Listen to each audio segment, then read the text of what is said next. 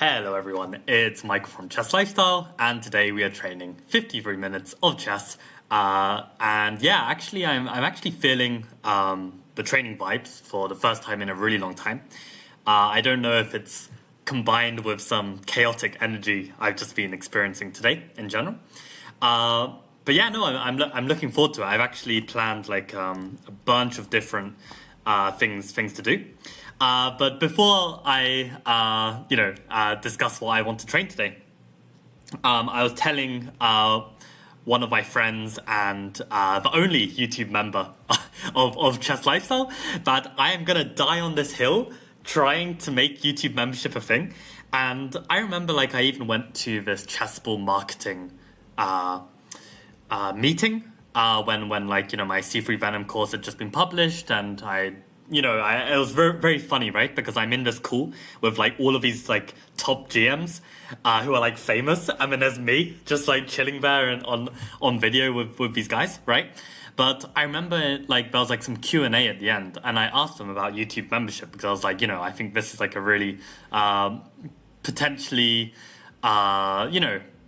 good venture in the sense that I really like how the YouTube membership works, and the marketing team at Chessable would just say, don't bother, bro. Just no, it hasn't taken off. No one is using it. People go on YouTube to watch shit for free. They're not interested in paying any money, right?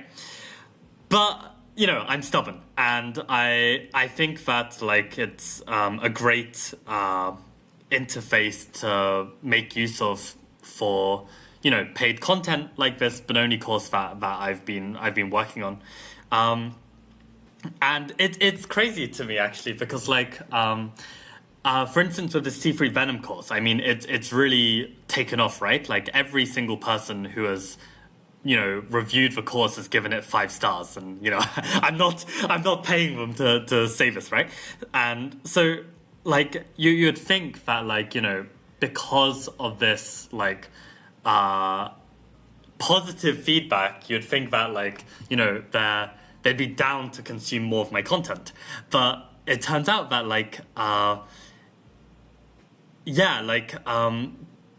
the platform matters so much. People want to learn from Chessable because they're used to it, and they don't want to go sign up to something else or something else like that. So on Patreon or on YouTube member. So I guess that was quite surprising to me. But yeah, having said that, I'm determined for this one view to go up, because this one view is currently me, myself, and I.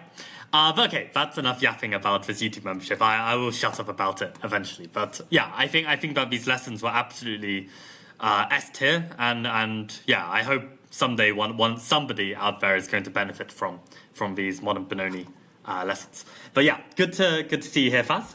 Yeah, glad you managed to catch a live stream. Probably, the time it is for me right now, local time, is probably similar to the time that you're normally up and about, given you're working night shifts. Also, welcome Atani Roy.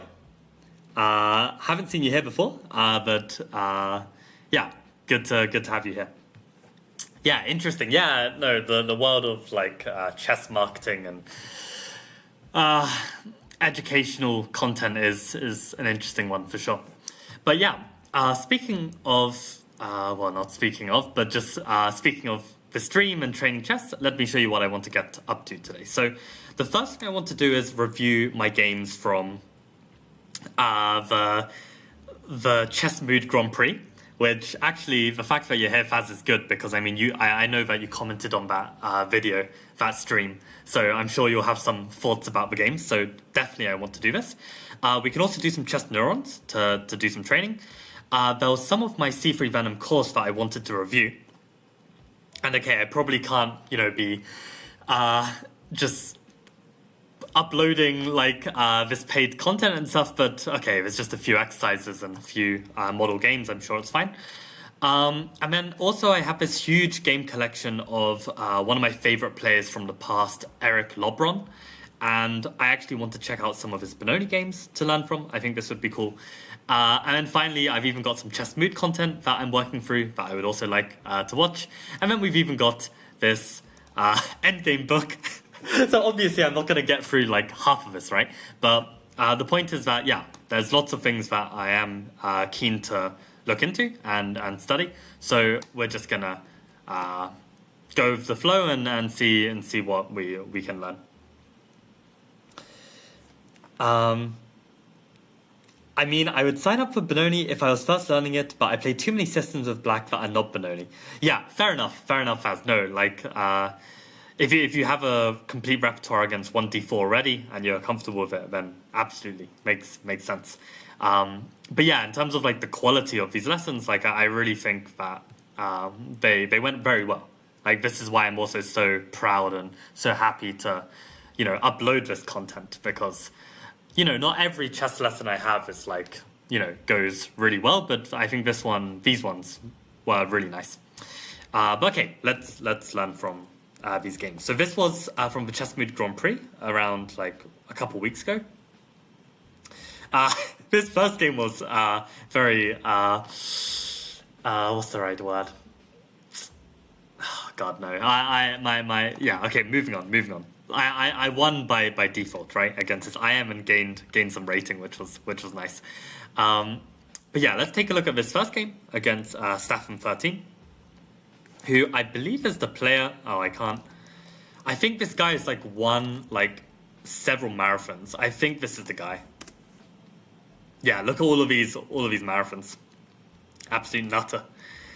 But yeah, let's learn from this. So maybe we can actually. Can we request computer analysis? We can, right? Okay, let's do this real quick.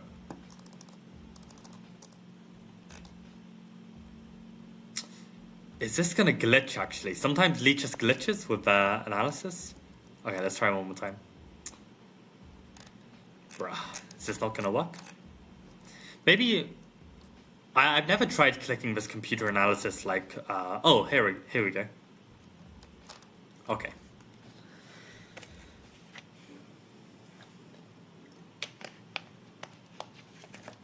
The game where you messed up the pawn queening position had me speechless. Oh my god, I remember the one you're talking about, actually.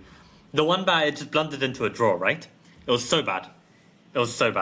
But you got to remember, Faz, it was 3 a.m., 4 a.m. for me, so I was so completely cooked. I couldn't think straight. But yeah, no, I do remember that was, oh my god. What is this? I blundered my position twice in the end game. Jesus Christ.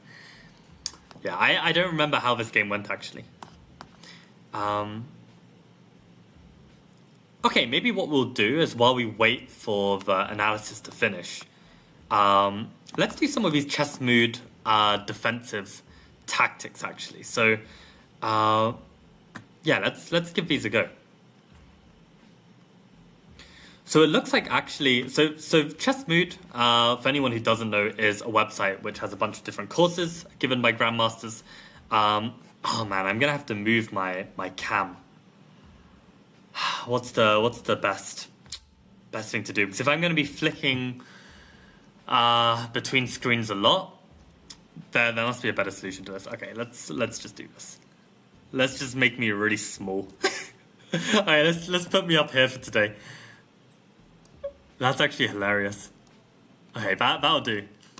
Is that actually just too ugly to? Nah, what am I talking about? It's probably much better looking with me tiny in the corner. Anyway, let's have a learn from this. So, yeah, Chess Mood, brilliant website, lots of content.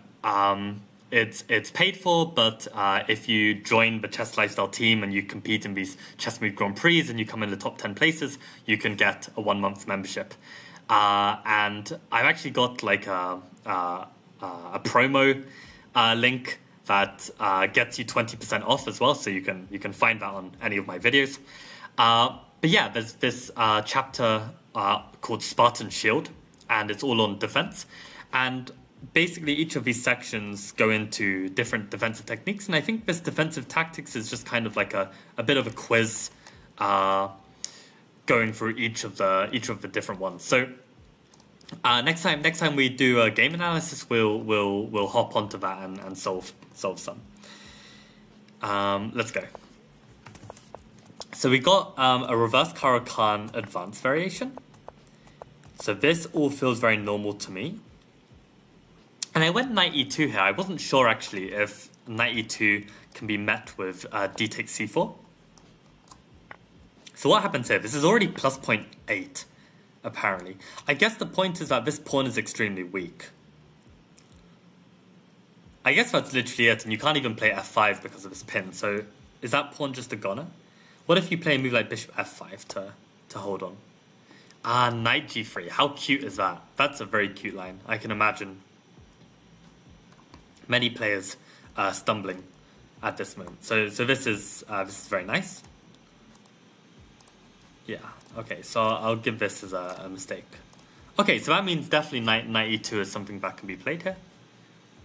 Although I have to make a note that this might just be because the knight is on e7, right? If the knight was on f6, then this would be a different situation, right? Queen b3, castles, knight e2, and now dc4 is possible. Yeah, I thought there was some issue with this. Yeah, because now the pawn isn't being won. So I guess only on this knight e7 is it really working.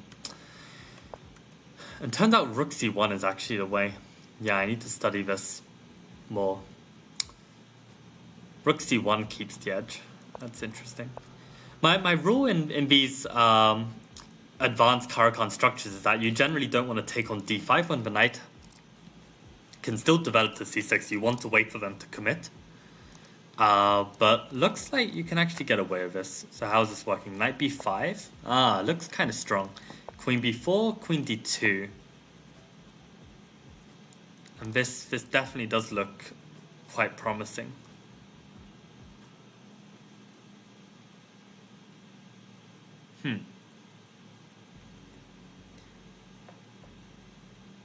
I mean, like, we have the better pawn structure, and I do like the fact that we keep the c file, but it's whether we're actually going to be able to maintain it, because we've still got to like develop and get castled in order to support our rook on the c file. So, yeah, this position's a little mysterious to me. Like, I don't know. Let's say this line, and we're saying a3 here. The knight goes back. Knight e2. a6. The knight goes back. Like, why is this so good for us? I guess this looks pretty strong, actually. I do like the pressure we're getting. Yeah, h4, bishop e2. Yeah, this looks quite a pleasant position. And I guess maybe we can even play like rook c2 and rook c1.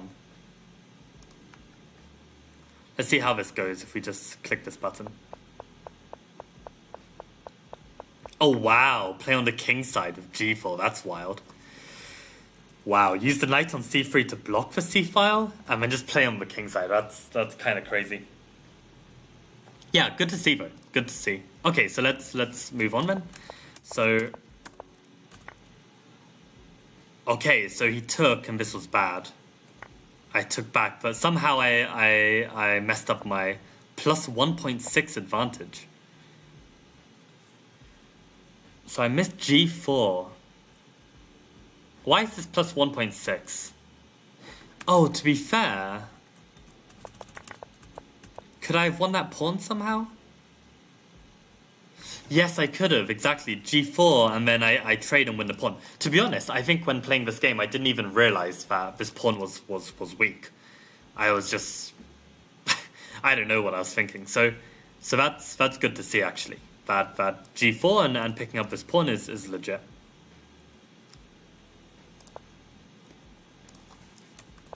Wow, b4 is a response. Knight a4, bishop c8. Yeah, because then I can't win the pawn, right, when the bishop moves. But the point is I still get some big counterplay. Look at this journey from the knight. What a... Oh. And then attacks the pawn again. That's insane. Look at that. That's wild. Rook e8. Maybe creating some nasty discoveries. Yeah, this is pretty deep. But at this point already, black has made some very big positional concessions, so I definitely fancy white's position.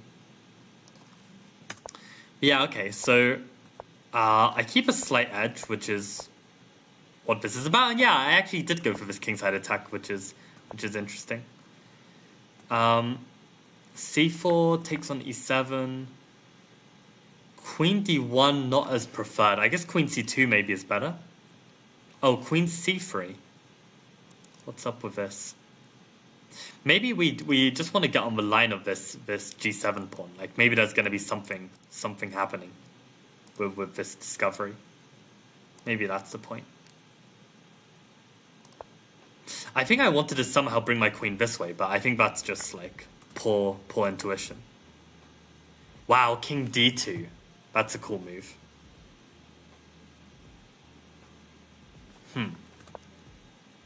So bishop f1. Yeah, we got the trade, which I didn't mind, to be honest. I felt like my position was good, and I was also playing on the time as well. Although it seems like my position is starting to get worse. It much prefers me putting the rook back on g5, which does look like a good square for the rook, in fairness. And I mean, this is one of the rules, right? Like when you have an active piece, it's better to keep it as a pawn as opposed to like, retreat it or just trade it off. And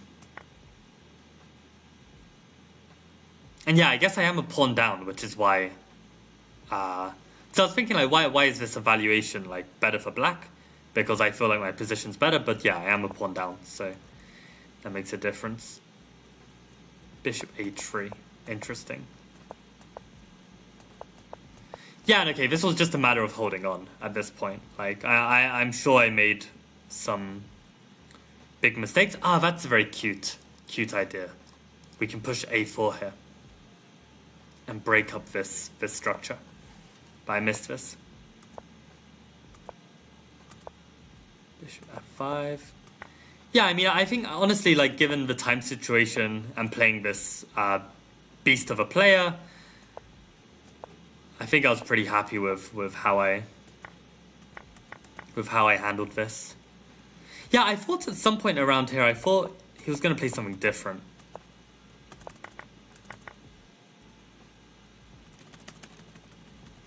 But what was the moment?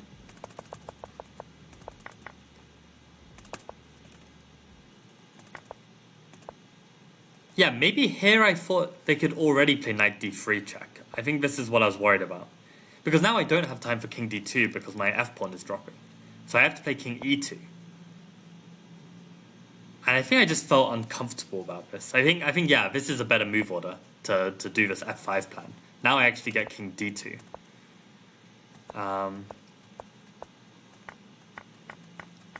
Yeah, and then this actually became equal. And I even got a better position. Oh, and I missed... Oh, I didn't miss something here? Oh, this was actually good. Nice. Yeah, I played a good game, actually. I remember I was pretty hyped up and pretty locked in. So, it makes sense. But I messed this up. That's crazy. I mean, what should be the game plan? Let's say I wasn't like sleep deprived and stressed out. Well, what is the correct plan here?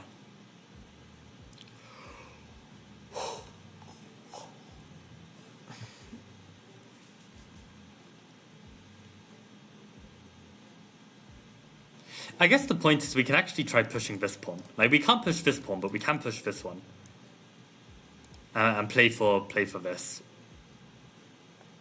So probably he would keep moving his king to be annoying. But then I even get the fork. So, yeah, okay. This would have been better.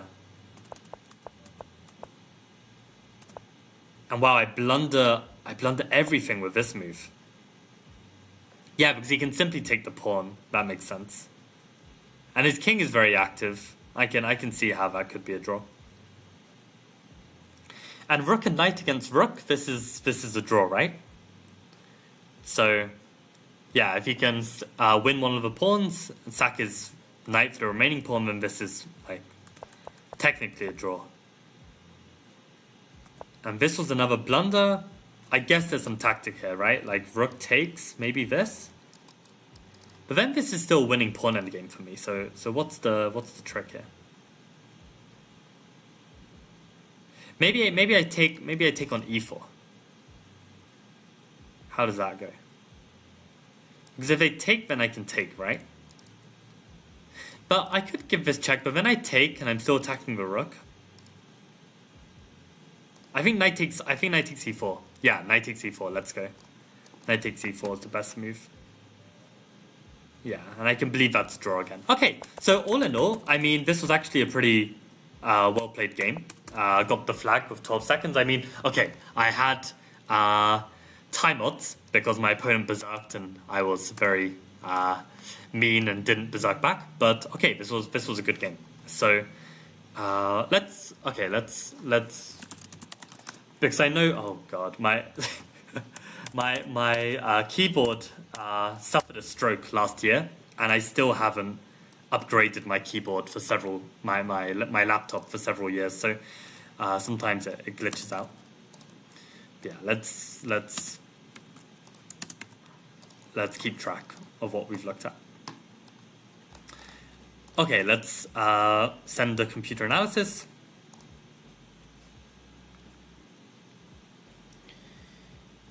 Okay, and once that's running, let's solve a defensive tactic. You're back fast? Okay, perfect timing for a new exercise. We just analyzed one of my games against an FM. Yeah, it was good. Learned a lot, I think. Your champions were starting our tactical section. As we have discussed, we are going to find for concrete resources to use them in our defense. Right now, black queen on f3 is a very annoying piece. They have a couple of threats. One of them is to play rook h6, another one is to go knight e5, knight f2. We need to defend against all of them. Let me quickly mention that moving the f pawn to put our rook on f2 will not be working well. If white is going okay, let's think. If we push the f pawn, why is not working well? Like f4, let's say. My immediate reaction was, can he sack on g3? But I don't see him getting more than just a perpetual there. So if they play f4, but maybe on f4 there's rook takes g3, pawn g3, queen takes g3, king h1, and like rook f6 or something.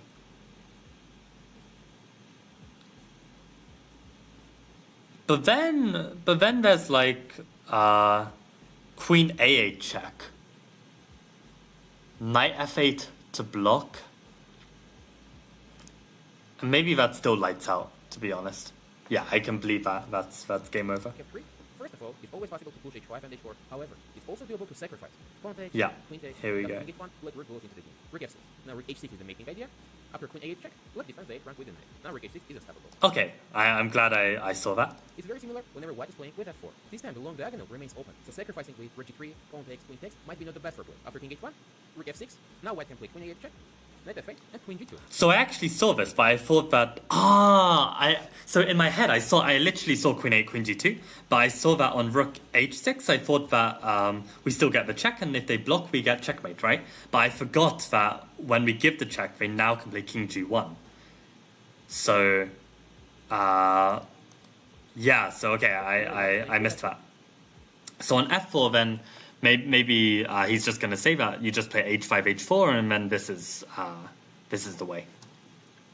This time the long diagonal remains open, so sacrificing with rook g3, pawn takes, queen takes might be not the best for play. After king h1, rook f6. Now white can play queen a8 check, knight f8.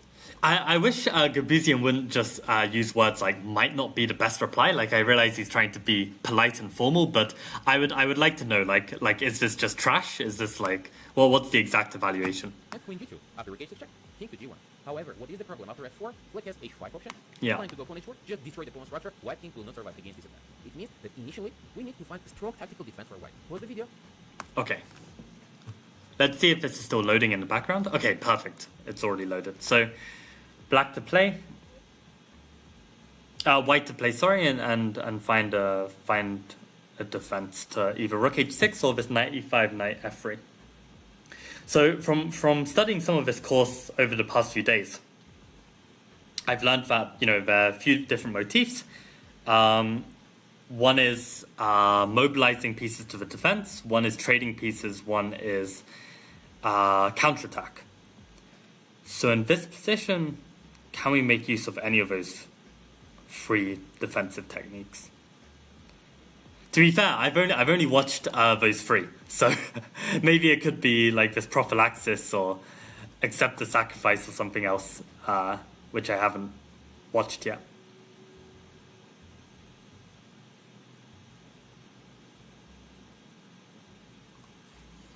Yeah, white to play and defend.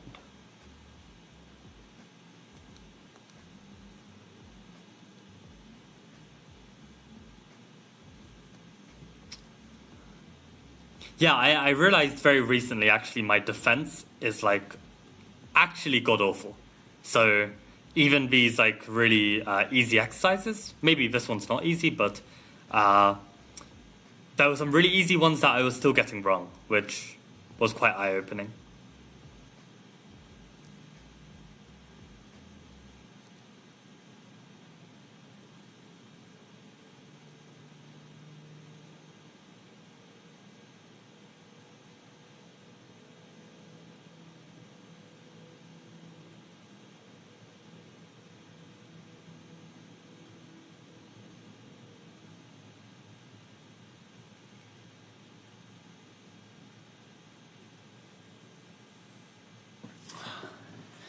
Yeah, no, I am not good at this whatsoever.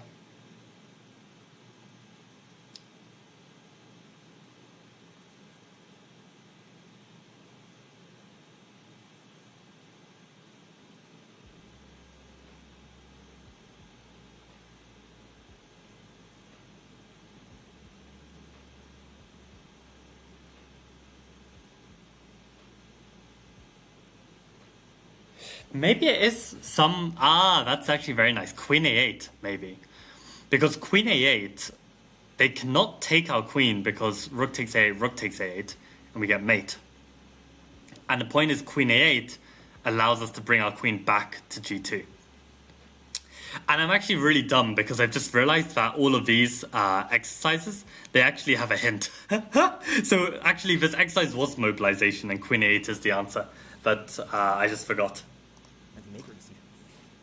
Yep, Queen a8. Nice job, Faz. Queen is again going to g2. If you follow this, it's a great result. Because now after rook takes, rook a8 is mating. After knight f8, rook captures the knight. And after queen a8, what is just looking for queen g2? So for example, if rook h6 will defend. The motif is thinking about bringing the queen to the defense, or the knight, because knight e5, knight g4 is a mate threat, serious problem. Exactly, yeah. So we gotta bring a piece to help defend on h2. But yeah, it was like such a mental block. Like you just see the queen is like unsafe on that square, and you just like stop thinking. But yeah. And as well after queen a8, if black continues with h5. Same queen g2 is very much strengthening white's inside position. As you can see, pawns are remaining on f2 and h2. Securely. Okay, nice. And let's quickly do this quiz, which I think is on a related position. Or not. Let me try this again. Okay, quiz. So if I'm not mistaken, I think these quizzes are like related. So yeah, now I see like queen d2 probably is the answer, right? Because if rook takes, then I've got mate. So queen d2, defend h6. He gives a check. Probably this block is what I'd suspect.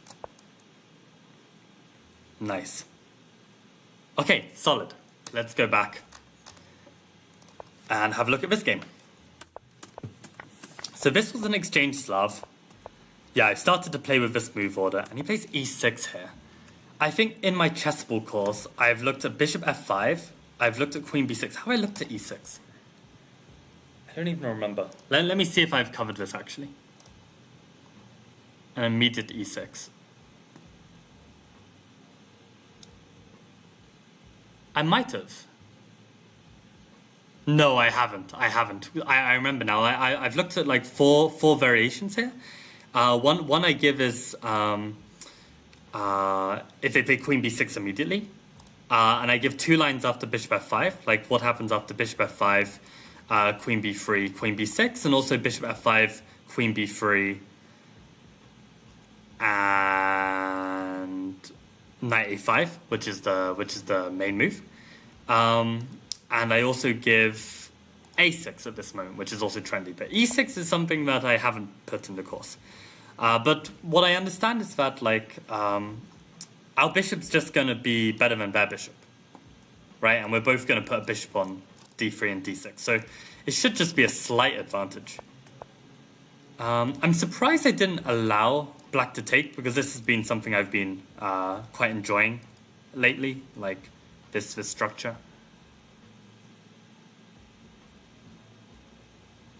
I'm just thinking, does it also work in this exact structure to double my pawns like this? Maybe the fact that d4 is actually isolated, it feels a bit weakening. Maybe if my pawn was on c3, then I'd be more inclined to double these pawns. So yeah, maybe bishop g3 does make some sense. Yeah, and I go for this trade just to keep things very simple, but what does the engine actually want here? Bishop h4, interesting. Bishop h4's kind of cool.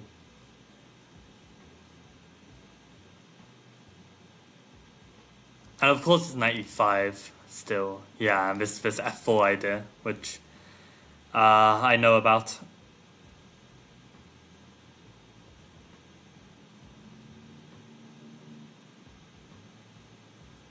I generally don't go for this just because it's a little bit too weakening for my liking. Like it can reap a lot of benefits, but you need to play very precisely to pull it off. But this is fine. Like, I don't mind like a plus 0.4 position.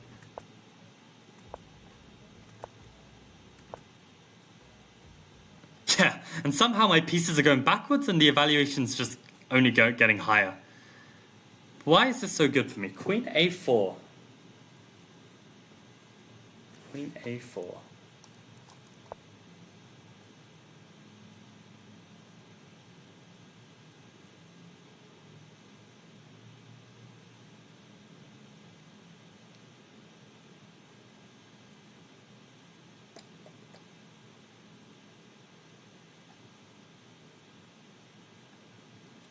Trying to make sense of this. Why is this so good for me? Am I just going to be able to play on the c file? What if they play like rook c7 or something just to double? Okay, it wants me to take knight d2. And if they play some very loose looking move like f5, yeah, I can see how these pieces are just coming in. Damn. It's that simple, huh?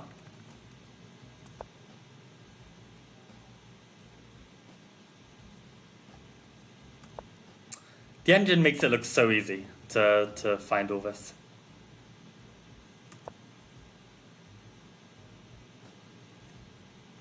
And we're both making mistakes here. Wow, I just ignore it and just play knight b3. Knight b3, a5, and then f3. Because the trade is apparently... So f3 is the right idea, but it just came a move too early, because apparently this is okay. So why is that trade of one minor piece bad for me? Like, why does it really want me to keep it? Knight b3?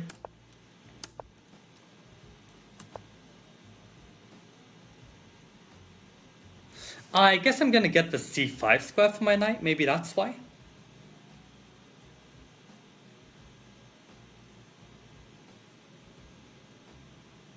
Maybe I'll make a note of this.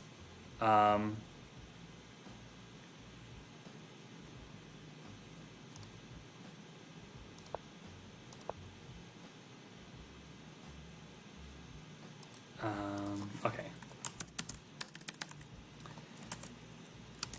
Is there a reason why?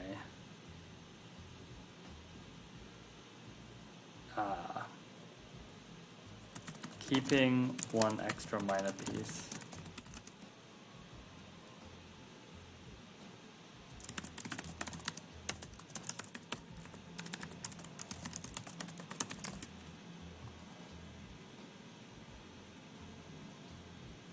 yeah, I'll keep this question to look more into. But yeah, so f3, he missed his chance. And knight f4 gives up My whole advantage. Ah, there's this tactic, yeah. Knight takes d4, pawn takes and takes here. Actually, it's not the first time I've blundered this kind of tactic. Like there's another position actually, just to make this parallel.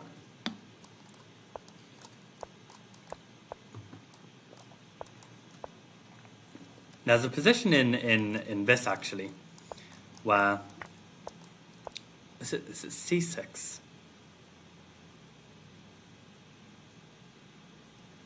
Yeah, let's imagine something like this.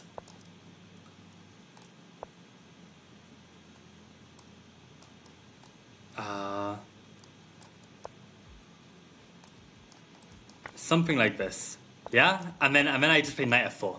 I've blundered this like so many times where they just play knight takes d4 because it looks like a French defense position where you've got a bishop still inside the chain, and of course this tactic doesn't exist. But here, then you drop the knight. So I've blundered this in the past, so now I'm not blundering it anymore. What was the conclusion we came to just now, actually, in this game about the opening? Rook c1. And what was the point?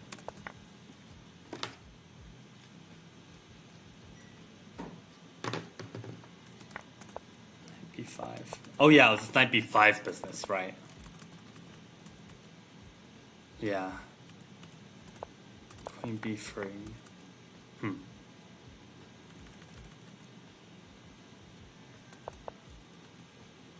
Yeah, okay. So yeah, gotta be careful of this kind of tactic. So a5 was played. Yeah, I start to reroute the knights again. I'm supposed to take with the bishop here. I guess that makes sense. I think like I wanted like some like vague hopes of playing for this battery, but I guess it's hard to make it happen. Wow, that's actually worse for me. Oh, because of knight e5. Yeah, that's a nasty move. Because I don't even have time to get rid of this rook. Yeah, then I'm probably just dropping something. Queen c2. Rook c5. Yeah, and then my structure's going to be ruined. That makes sense. Yeah, I didn't see that. But my guy misses it, allows me to double, and then, okay, I do have a slight advantage. Huh. Ah, queen g3. Okay. Or e5. Yeah, e5 also makes a lot of sense. Yeah, so rook c8 was no good. Yeah, now I just got the file, which I thought was good, but queen b5 apparently is even stronger. But yeah, this just was uncomfortable for them.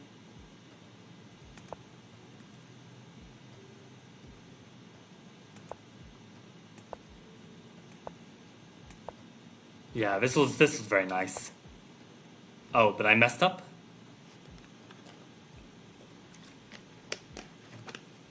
Actually, yeah, e takes f4 looks like a very reasonable move. Why didn't I play that? Maybe I saw that on e4. I thought maybe he'd go for this. And I think, isn't that how the game went, actually?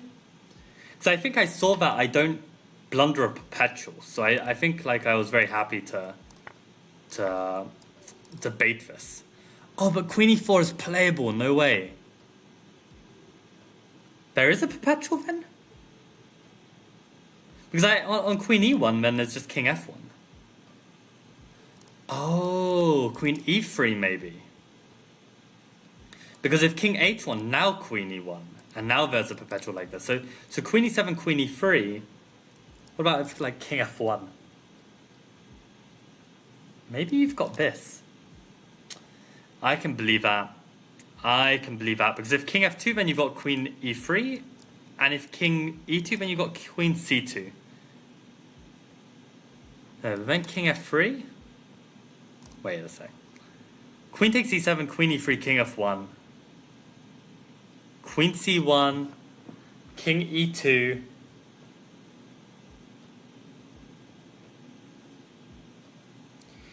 Maybe queen e3 check, king d1.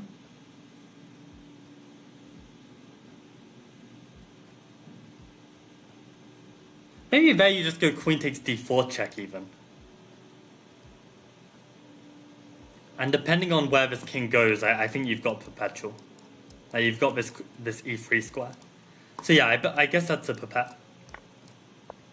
Yeah, king f1, queen c1, queen e3, and queen takes d4. Yeah, this is draw. Okay. Wow.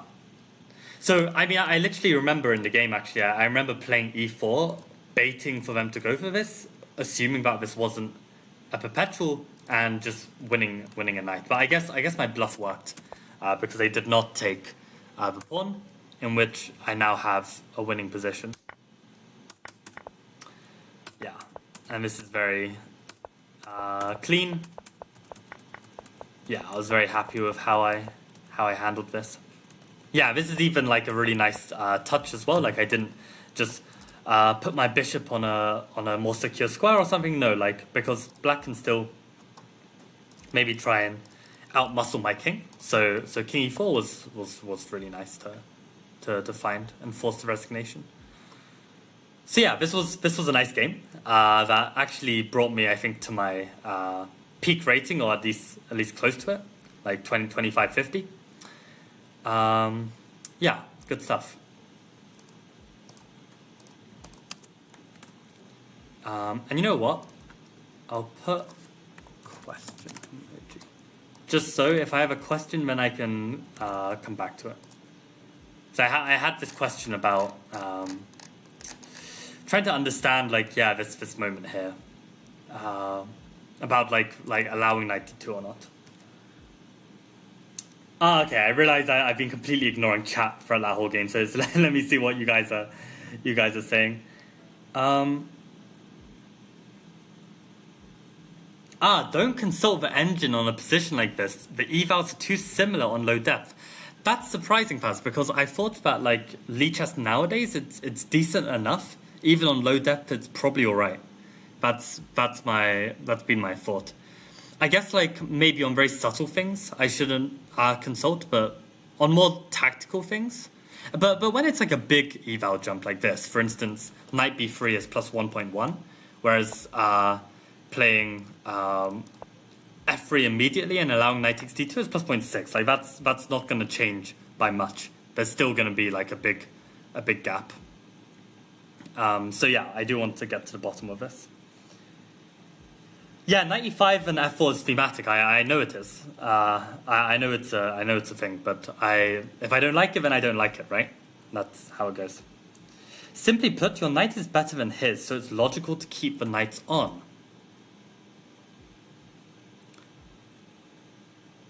I guess so. The knight on b3 is actually pretty strong, right? Like we kick away his knight, and the knight has like the square on c5. Yeah, maybe it's just that. Maybe that's enough of a reason to keep the knight on. This is a tactic I've blundered as black in the advanced French. That's very funny because surely in a French you're going to have the bishop, no? You're going to have a bishop on this square to take. Welcome, Frankie. Welcome to the stream. Sorry if I'm very delayed in greeting you. But yeah, I hope you're doing well. And yeah, I'll be at Amcorp on Saturday, so that's gonna be good. Why are you awake at this time? I've got an excuse. I've got to teach my chess lessons from around the world, but yeah, I hope you get some rest as well.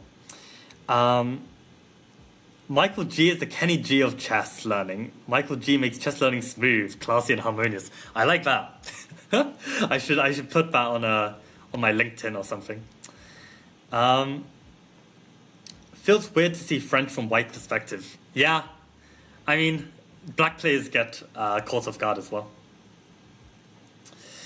I always consult the oracle. My feeble brain. That's oracle with a small o. Yeah, I think it's time for bed. Time for bed, Frankie. Amcorp, jolly good. Yes. I mean, the only risk to Amcorp is if I drink too much on the Friday night, because actually that's probably the one. I can't go out on Saturday because I've got commitments, like teaching commitments on Sunday morning, right? But Saturday morning I'm pretty free. So the only risk to AmCorp is if I drink too much on Friday night, or I get baited by my shogi friends to go check out the shogi club at the Japan Center, which is also 3 p.m. on a Saturday. So yeah, those are the two competing factors. But definitely AmCorp this Saturday is the deal. Welcome, Sasara, to the stream. I thought that was a profile picture of kayaking for a second, but no, it's Magnus. I'm trying to get an AGM title for no reason. That's the most Sasara thing I've ever heard in my life. I mean, go for it, man. If you feel like it's going to bring you some power, go for it. But the day I lost all respect for the AGM title was when I was playing in the Menorca Open. And I think I was like maybe 3 or 4 rounds in. And the guy on 0 for 3 or 0 for 4 was an AGM. And I just thought, man, imagine having a FIDE title and literally be on 0 for 4 in an open tournament. Like, what's the point, man? Just get good, you know? Oh, fast with the exposure. Safsara's been slacking from the Wigston Chess Club. Okay, let's do another computer analysis, and while we do this, let's solve another chess mood. I actually wish I didn't have the brains to work out what. Actually, you know what we can do? I can click like next puzzle without actually looking, so we don't know what the theme is. That's probably the best thing to do. Oh, but I'm too clever. The problem is, the order of these exercises are in the same order as these sections. So if I know that defensive exchange is this one, the next one's going to be... whatever, let's just solve it. Take a look for a few seconds on this very heavy army on the h file. Big pressure. Bishop here is bam. Difficult. We would like to exchange some of these pieces, but how to do this? Right now, pawn h2 is hanging. So, how to play as white? This is the question. Okay. Pause the video and think. Let me just make sure that it's loading. Okay, perfect. We have the game analysis ready. So yeah, for anyone who's joining the stream right now, I am basically going through my games from the Chess Mood Grand Prix. And while I wait for the game analysis to load because I'm impatient, yeah, got some exercises to solve. So white to play and defend this heavy pressure.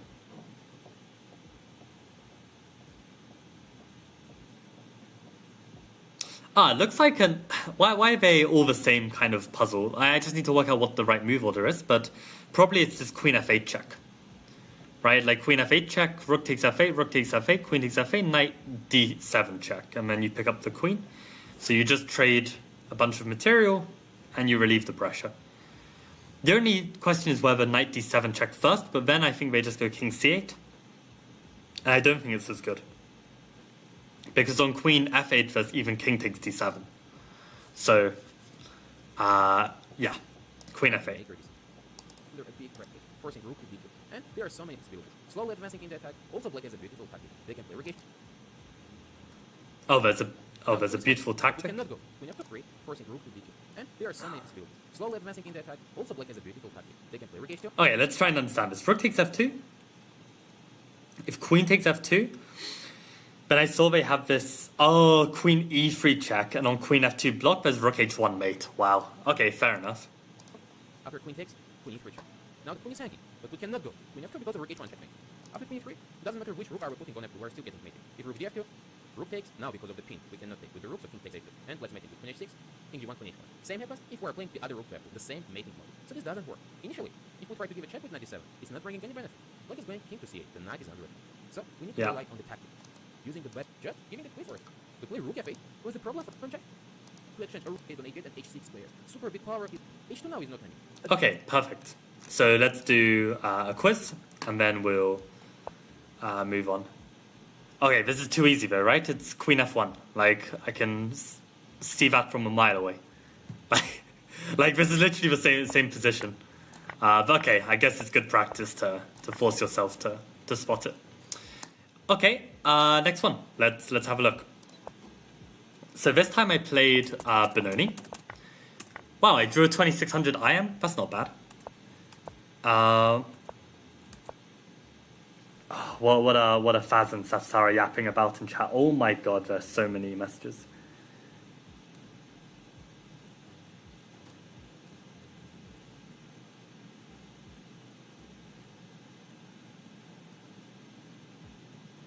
Safsara, if you get 1900 FIDE, that's actually wild. I stopped playing the Alakine and swapped to a modern. No, you stopped playing the Alakine. Crazy. I remember that was one of my recommendations for you. Good night, Frankie. Yeah, hope you have some nice chess dreams. Modern suits you. Yeah, I think modern would suit Safsara as well. I think it's a good idea. What type of modern are you playing, both, Safsara? Didn't I do better than you in the Chess Move Grand Prix? Yes, because I was too concerned about berserking, costing my rating. But I've realized now my rating has dipped so low on my main that, next time I won't care.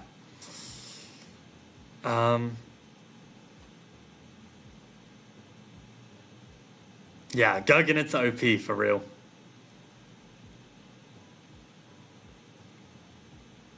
Oh, GCSE is wild. That was an interesting time of my life, as well as Faz's life, I'm sure. GCSEs. Are there any fun stories to share about GCSEs? I actually think GCSEs were probably my most successful exams in my entire life. Like, I actually discovered how to revise, and I actually did well. So I think this was my greatest exam achievement. No pressure, by the way, Safsara, Check my lead chess. I think last game is against Jan. Okay, nice. But you're going to have to sell it more to me. Like, this is the power of knowing your openings well. But somehow something managed to slip around here. Knight e5 was not the way, apparently. Yeah, this... I should always be playing this first because I need reinforcement on the a6 pawn as well as ideas of knight b5. Like knight e8, bishop e2. Now I have knight c7, and then I'm fine. Like, I think I was just a bit panicked still, a bit nervous, and this was just no good. And I remember I even blundered the pawn. I even just straight up blundered the pawn like this. But it's funny that even blundering the pawn, Engine still thinks my position is very good. Wow, and of course there's like some ridiculous knight takes f2 ideas. Oh, because you can't take with the queen because of this? And why can't you take with the king? Oh, what an insane line. Queen f6, and you probably get this double attack, and the bishop is pinned. That's wild. Yeah, Benoni is full of this crazy nonsense. But that's very nice. So, okay, bishop f1. Play g5 here. Yeah, actually, queen f6 is something that didn't cross my mind. So whenever they play b3, maybe I should look out for this idea, especially if there's like some pressure on f2. It's good to keep in mind. So g5, bishop d2. Yeah, I started just like going crazy on the king side. Yeah, this is not good, actually, allowing this knight to come to f5. Yeah, so that's why g5 is actually bad. I mean, this is one of my rules, actually. Like, you do not play g5 when you don't have a bishop on c8. But you can chop this knight. So, yeah, this was not good. I actually think, Faz, maybe you should check out my Benoni course, because I think it would suit you very well. I mean, if you are armed with my strategical understanding and combined with your tactical ability, like, I really think it should score very well. But up to you, of course. Up to you.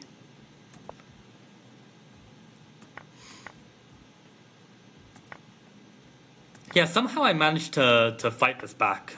I think one thing that helped a lot is that I managed to trade the queens, right? Like, this knight is very strong, but not as strong when it doesn't have a queen to help assist it. So I think That was probably what my opponent needed to do.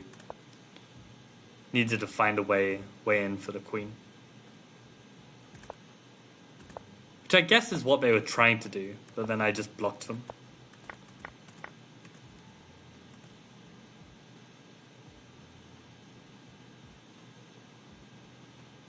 Yeah, that's a way in. See? The top engine line is literally a way in. Bishop takes e5, bishop takes e5, rook b3, and then queen c1 to try and come in. And that keeps white the advantage. So, yeah, trading queens was definitely the wrong idea. Wow, c4 here is the way. c4. I always get very afraid to push like my protected pass pawns. Like I'm always afraid that it's gonna drop off somehow. You can even push c3. That's wild.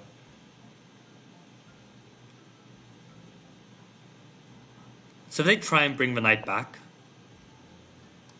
Okay, GH, GH. Rook b4. Okay, attacking this pawn. Yeah, I guess it's a bit uncomfortable for sure. What if they just try and go for the pawn instead? I don't know how. I guess there's like some discovery here, right? Oh, there's also a free bishop, which I didn't notice. Right. So pushing the pawn's actually not bad. It's interesting.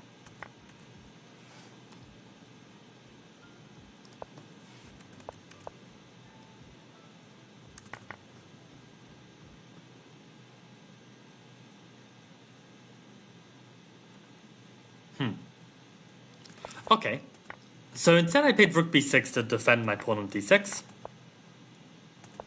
And we get this position. I actually seem to recall that I actually got a very good position, but I choked it somehow.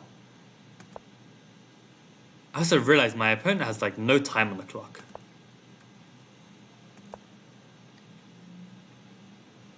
Yeah, and this is what I mean about pushing these protected pass pawns. I literally dropped it, right? I literally lost the pawn like in 2 moves. So I don't know, Faz, do you have any suggestions with regards to this, like when to push the pass pawn?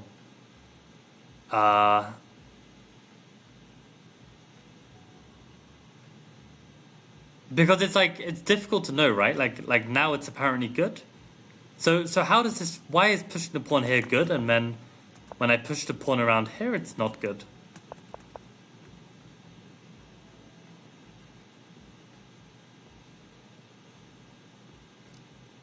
Oh, that's so cool, actually. I can play c3 because when I go knight f3, now I've got rook b1. Oh, I don't even have that? Oh, rook b1, am I the one getting mated?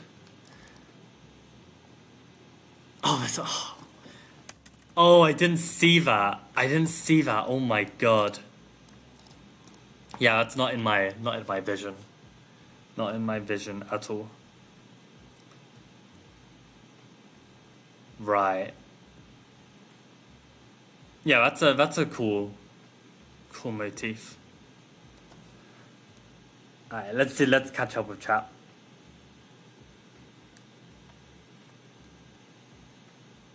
Oh, I'm experiencing. Okay, maybe it's my. Okay, let me make sure this is all plugged in properly. I think this is fine. And my Wi-Fi should be fine. Yeah, I have no idea. Maybe it's just my voice. Maybe I'm the one bugging. It's pretty late over here, so.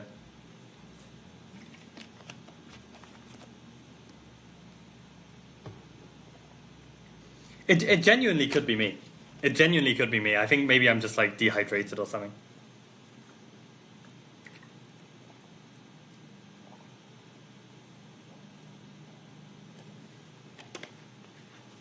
Yeah, that's very true. And actually, I know Faz, even before that, I think we recognized each other from some Buka championships back in the day. I think it was actually the Buka championships where I won the gold medal, and I was the only player in the entire playing hall to score 5 out of 5 and win gold. This was very cool. Yeah, Yeah, back when I used to just have some incredible chess aura. I don't know what happened to that. um, but yeah. Welcome Jan to the stream. How's it going? Hope you're doing well. Welcome Josh to the stream. Hope you're doing well as well. Yeah, it's pretty late over here, but we're doing some analysis grind. And trying to understand when can we push this damn pawn and when can we not.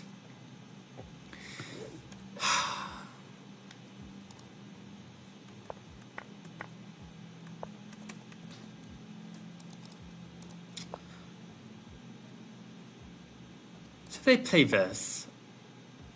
There's time for knight d3. And in my game there wasn't? Because the bishop is now protected. Okay, so rook c1 is a pretty effective countermeasure to pushing the pawn. But in this position, because I have knight d3. Also, I am the one cutting out. I'm the one who's bugging. Like, I need to fill up some more water. Give me a sec. Chess aura is definitely a thing, Jan. Don't even at me. Don't even at me.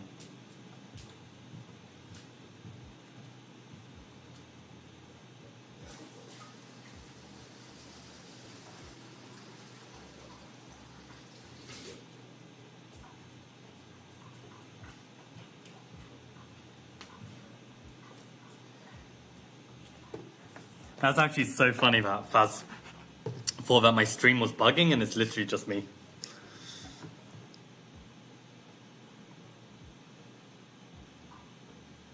You got a 2900 IM friend who's gonna play in the next one? That's insane. You can get paid with a Chess Mood membership. Have you actually redeemed your Chess Mood membership yet, Safsara? Because I wouldn't put it past you just to collect it and not use it. I am analyzing Blitz games again because I am able to learn interesting motifs from it because you play on your intuition and yeah, if your intuition is wrong, then it's a good time to correct it. So yeah, the c4, okay, maybe I do have some reason to be fearful of it, and yeah, c3 is a very nice move here.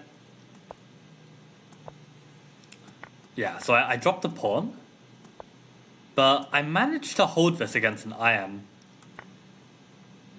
Yeah, that's... wow, okay.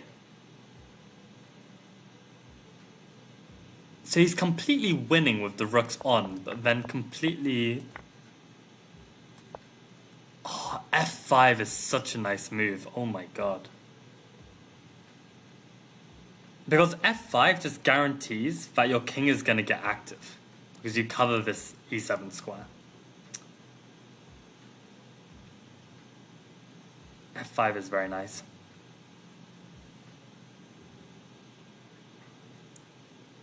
Okay, next time, you know what? Maybe I'll click this. Oh, I can't click the learn from your mistakes button? That's so weird. So it's only on the actual games does that button exist. Maybe not on studies. But yeah, f5, what an amazing move. So then he goes knight b6. And again, I have an equalizing move. So this time I won't look at the right-hand side and try and solve this. Black to play. My initial instinct is to play bishop here and king here. To try and go after this pawn. I guess the problem is they can give me a check. And the knight's not quite getting corralled here because they've got knight b8 and knight c6. So what's my drawing move?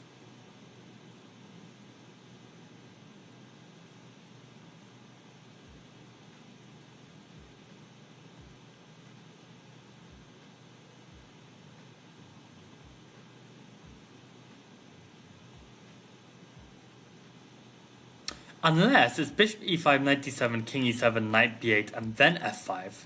Again, playing for this f5 idea.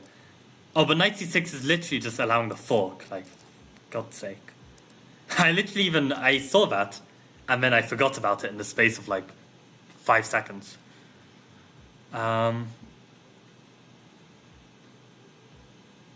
Somehow I want to get in this f5 idea. I really liked that.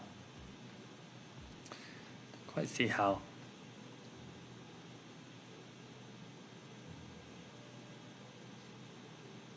Yeah, I don't have a clue.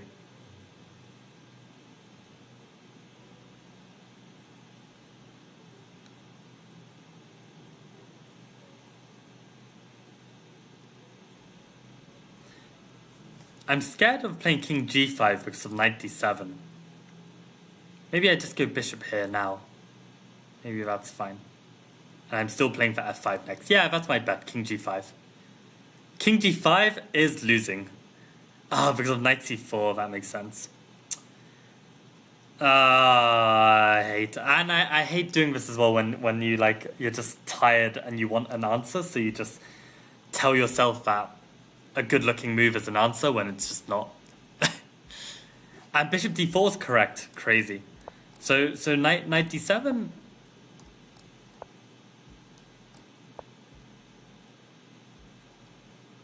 And just go back and we're fine. Or even king g5 now. Oh, that's the move order to do it. Right. Okay. Interesting.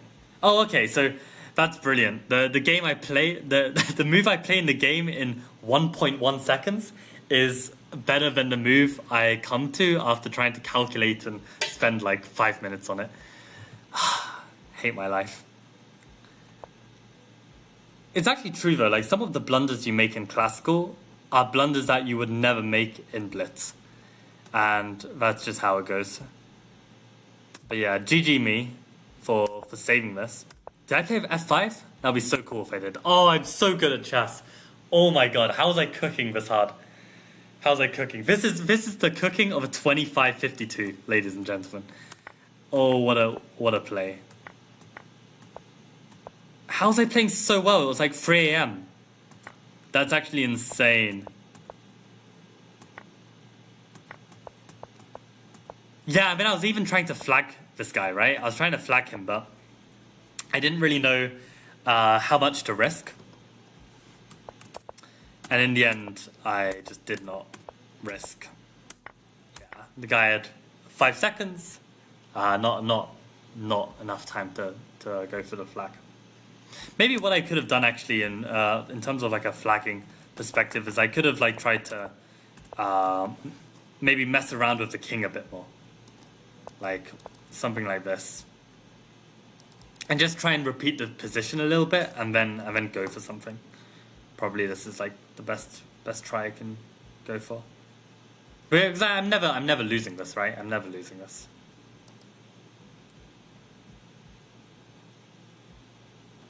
Yeah. So actually, yeah, not a bad game. I mean, I blundered for c-pawn because I pushed it when I shouldn't have. Whereas if I pushed it a few moves earlier, it could have worked due to concrete reasons. And earlier in the game, yeah, I should have played this knight e8, knight c7 instead of this knight e5, which I already know, but I just kind of did the wrong thing. Yeah, this g5 was also bad. I need to keep this in mind, but yeah, whenever I've traded off this bishop, I need to be much more careful about playing g5. But yeah, this was good. Yeah, and the opponent should have kept queens on, given they got a knight to f5. Yeah, we also saw this little trick of c3, baiting this and getting this trick. Okay, yeah, some nice motifs. Good stuff. Yeah, let's give give this one a tick as well. Nice. Okay. Do we squeeze in one more? I don't think there's gonna be time, because believe it or not, I actually have a chess lesson in 15 minutes. So I think we'll just do one more of these chess mood exercises, and then we'll call it a day. At this moment, white has some potential on the king side. They are trying. Let me catch up on chat as well. I'm too old to use words like aura. Yana, you're actually older than me. I feel like I'm older than you. Or maybe you also give off some young man energy. I don't know. Also, Yana, I feel like you use Gen Z terms. What are you chatting? You 100% use Gen Z terms. Or maybe you just give off that energy as well. Oh, man. In a position like this, you need to move your king. Your pieces are tied in a knot, very awkward. I don't know which point you're talking about, Faz, but... bring the king to d7 and try knight c4. Or c4 with knight d3. Bring the king to d7 when? When are you talking about?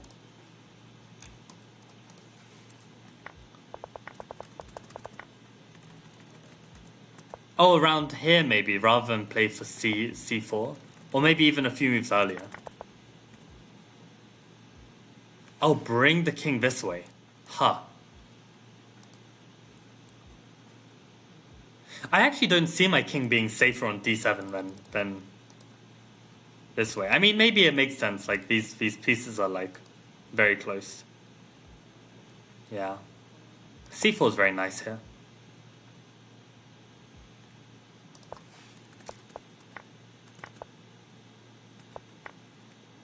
Yeah, a difficult line to see though. It's because you're unable to learn from your mistakes. It's a long process, Jan. You'll get there eventually. d6 weakness is too big of a problem to make progress in that position where you're contemplating pushing c4. Huh. My d6 pawn. So when I push c4... Yeah, I guess I need to keep tabs on this.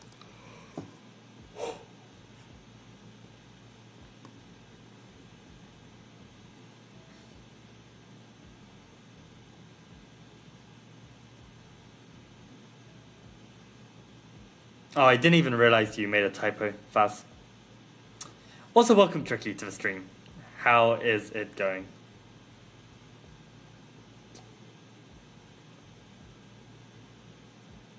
Doing some semi-tariff prep, nice. You must be the world expert on this Gurgenitz type stuff at this point. Honestly, I feel like, yeah, this course is like, has really gone super deep into this opening. I think it's exciting. It's very exciting. And I think if a player picked it up who was, a stronger chess player than me, I think they'd have a really good time. I think it's a really legit counter weapon to 1e4. And even the lines that are like objectively, a little bit, I wouldn't go as far to say dubious, but maybe like, not as objectively bulletproof as, I don't know, like a Nidor for a e4, e5 main line. I still think it's very tricky, and I think that like it's unrealistic for White to actually be able to find consistently the moves to maintain that advantage. So I think the lines I've chosen are really, really practical and really nice. I think it's, yeah, I think it's good. I just hope that like I can do the opening justice when I next play some classical. If I learn all my lines, then I think I'm good. I know all of the ideas. It's just about like making sure that I've really got all of them in my head, which I think I've got a decent chance of. Like I might miss something here or there, but in general, I think I know what I'm doing pretty well now.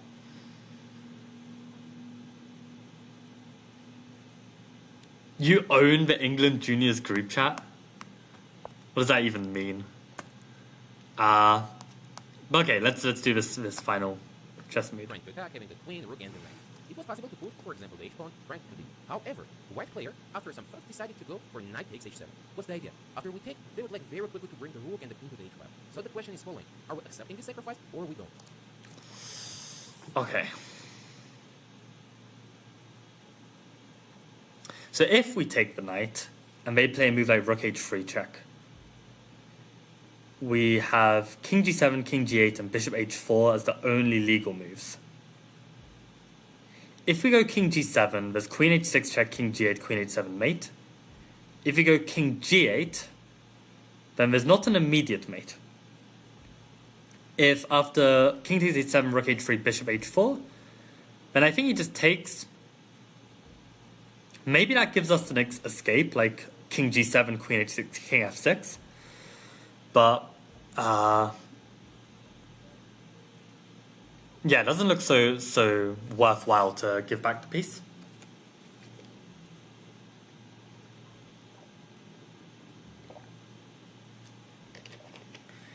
So okay,